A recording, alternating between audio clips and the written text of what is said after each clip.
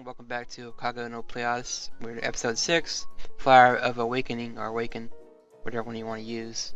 And I have a Skyline with me. Hello, everyone. Yep, we're going to do our top 3 moments from this week, instead of a episode breakdown. So, start with the episode, I guess, my top 3 would be the spaceship. We kind of talked about this week, about the spaceship finally appearing, but we don't actually see a spaceship. Like, you don't see a ship or anything. So I'm like, is the I guess cube thing there was the engine parts floating around, is that the actual ship? Or is it something else? So it's like we haven't really seen it yet. You know, those are the engine fragments, and the impression that I got that from the exposition that the president was giving is that the ship is huge. It's like an extra-dimensional thing. And that band of light that we saw open up above the sky, that's kind of like, you know, the on-ramp. That's the impression that I got that they were actually going towards. Right, yeah, because of a very weird beam of light that appeared in the sky. Just out of the blue, and it was just kind of like, okay. So maybe like you're saying, maybe that's part of like the entrance to the ship, or, you know, a road to it, maybe you could say. Yeah, because he sees different realities. Obviously, the Pleiadians are like extra-dimensional aliens or something along those lines, and so, you know, why would they have like, you know, some sort of cool Art Deco rocket or something like that? No, it's tucked away into a dimension like a TARDIS or something like that, and we just, like I said, we saw the gangplank. Right, and they also did reveal that it appeared before, and that's how they got all their magical powers when the engine blew up the first time. All the girls saw the same, I guess, meteor thing, and maybe, like you said, we've been theorizing that they're from different dimensions, each girl. So that'd be kind of interesting. What was your number 3? That this is one of the first episodes that actually had kind of like, it felt like there was some stakes that they could have won or lost when you get right down to it, because, you know, it felt like they were building up towards something, like, you know, materializing the ship, getting it to a point to where they could say, okay, you know, we only have a couple more fragments to collect, not hundreds. This is a never-ending mission. We have an end game. And so it kind of felt like if Horned Cape would have come in and robbed them this time, that would have set them back a whole lot more. And then, you know, because they're dealing with those girls might be from separate realities, it just kind of plays with the stakes a little bit. It makes it seem like they've got an end game to fight for. Right, maybe that. I've been thinking here also that Minato, the horn guy, maybe he's not really a bad guy. Maybe he's just trying to put things back in its right place. You know, each girl being from a different dimension, I would automatically assume that probably isn't a good thing to have that kind of happening. You know, you probably gotta put them back in their real correct worlds. So that'd be kind of a funny plot twist if he's trying to help them get back to their worlds, and they're not realizing it. That'll probably dovetail into my second point. Right. And mine too. I mean, we have Minato meeting himself, strangely, which is he doesn't actually see himself, which, you know, maybe you can play on the whole time travel thing where you don't find yourself, you mess things up by doing that, if you want, but that theory. But it's very strange, like, so it's like, what happens when he meets himself? Is the other Minato that's trapped in the other world dimension thing, is he evil? Maybe he's not. It's like, I could easily see him playing with the whole, he's the god of that world, and the other one's another god from another dimension. Which they've done before, and like a Precure series done that, where they had two brothers, one was God, one was basically the devil, but they didn't say it. But yeah, so it's like they're maybe they're doing something like that there, where they're the different rulers from each dimension or something. And he's trying to fix things, you know?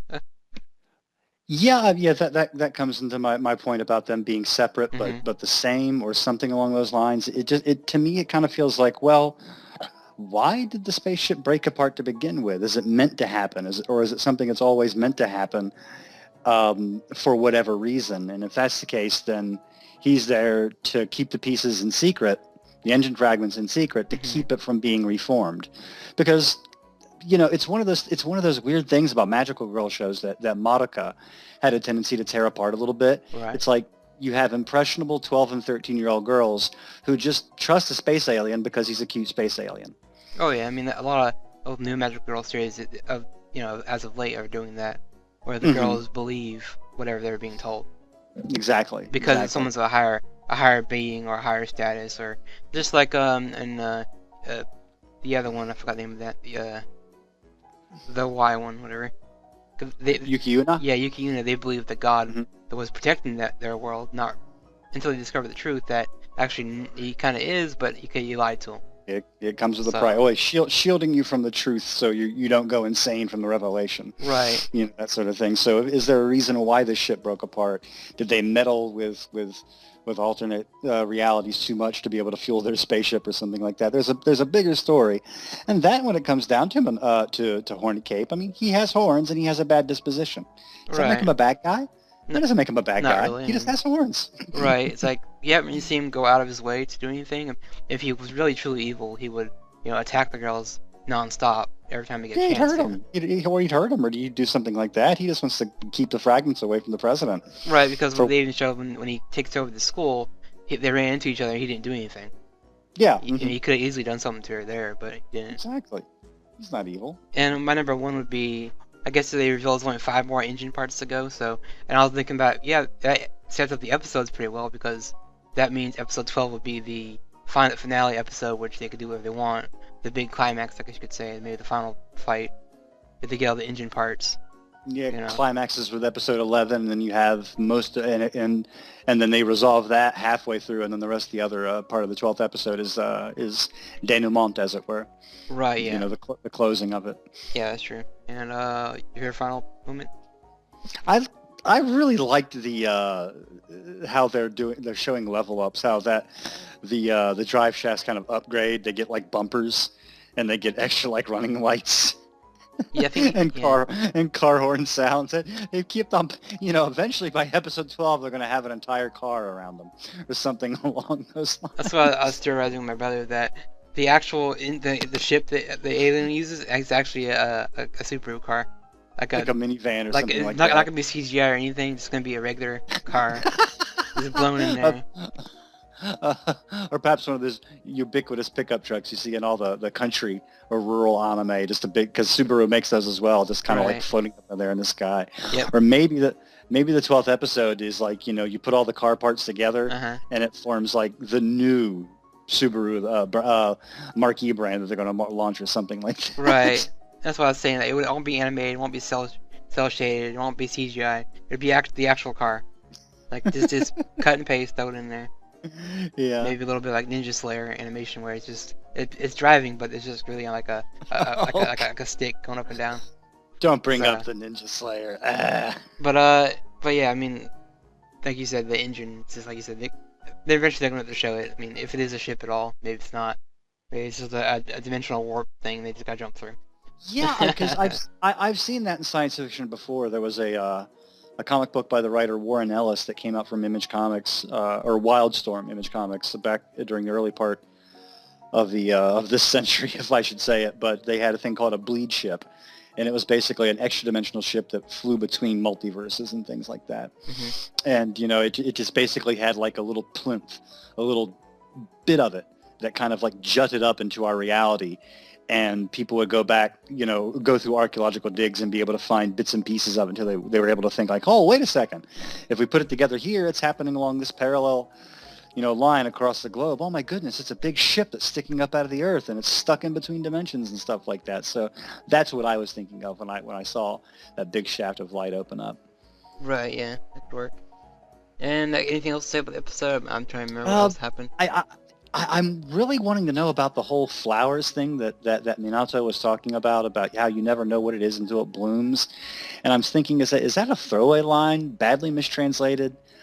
And for that end, exactly what is the observatory room and why does it connect up? Is he able to get a little bit of that extra dimensional power to like kind of like intercede when she needs him? Mm-hmm. Because, he's always been kind of like, that sage advice to kind of like keep her from going off the rails a little bit too much. So what Minato separating, not being the same thing as Horn Cape. I'm kind of anxious to see how they tie that up. Right, because like you just say, they did meet each other sort of, and at the end they also revealed that the observatory, when she goes back to it, is completely dead. All the planets are dead. It's dark, and it's like, something happened to Minato. Did they finally fuse the one body, and the other one died, basically? That's what I'm wondering, because she did save the flower from the garden and brought it to a different room, and the flower is kind of a weird glowing plant, so it's like, yeah, I'm thinking that the whole flower bloom thing is maybe related to the redhead, that they don't really know what he really is until he finally reveals the truth to them. That's right. It was related to his earring, because his earring fell off onto that crack in the pavement in the observatory, and Yeah. the flower was growing up out of that. So And symbolism. and he reacted to it too, kind of in a painful way, like it hurt him. He had the Exactly. other earring. Because I'm like, Mhm. you know, maybe the Subaru finally figured out that they're the same person, but not really. This could be a different dimensional version, like we've been discussing. Mm-hmm. But yeah, I think that's the episode. I don't really have much to Indeed. say besides it's getting somewhere slowly, but it's getting somewhere. It is getting somewhere. We've got 6 episodes left to go. We'll see how they do about, maybe one of these days they'll have to negotiate for joint ownership of a fragment. Right, yeah. And to finally figure out, which one is the not so, good guy. Is Minato bad or is Blue Alien bad? We don't know. Yep. So, but see you guys next week for episode 7. Later, folks.